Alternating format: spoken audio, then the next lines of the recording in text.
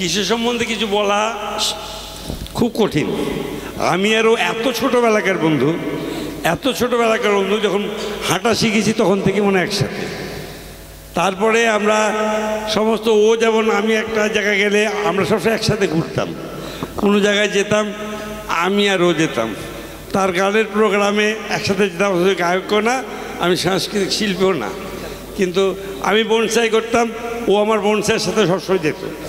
এই ব্যাপারটা ও মানে এখনও 25শে ডিসেম্বর ওকে বেশি মনে হয়, ও একটা কেক আসতো যে এই যে আমাদের, আর সপ্তাহে একদিন হলেও এই ঢাকাতে যত বিজি হোক আমাদের দেখা হতোই। আসলে ওর সম্বন্ধে কিছু বলা খুব কঠিন। ওর খারাপ গুণ এটাই যে বেশি বন্ধুপ্রিয় ছিল, হ্যাঁ ভালো গুণের শেষ নাই। ও যেখানেই থাকুক ভালো থাকুক এই কামনাই করি।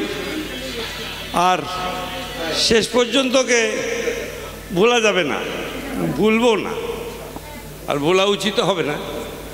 আমরা আসলে ও কোনো দিন আমার নাম ধরে ডাকতো না, আমি ওকে ওর নাম ধরে ডাকতাম না।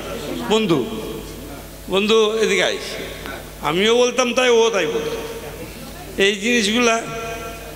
আর এখন এই একটু আগে বাচ্চু ভাইকে বলছিলাম, আমাদের সিনিয়র বড় ভাই, এখনও মাঝে মাঝে আমাকে টেলিফোন করেন, আমি না করলে উনি করেন। এটা আমাদের সৌভাগ্য। এখন সব কিছু সম্পর্ক আর আত্মিক থাকছে না, বাহ্যিক হয়ে যাচ্ছে, কিন্তু আমাদের সম্পর্কটা একদম ভিতরের সম্পর্ক, এটা কোনোদিন হারাবে বলে মনে হয় না।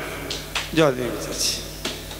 এখনও আমাদের এই যে ছোটো ভাই বড় ভাই যে সম্পর্ক, এটা আল্লাহ আমাদের মধ্যে দেখ, সবাই আমরা সবসময় সবার সাথে রাখতে পারি, এটাই কামনা করি। আর ও যেখানেই থাকুক ভালো থাকুক, ঈশ্বরকে ভালো রাখুন, এই তো। আল্লাহ হাফেজ।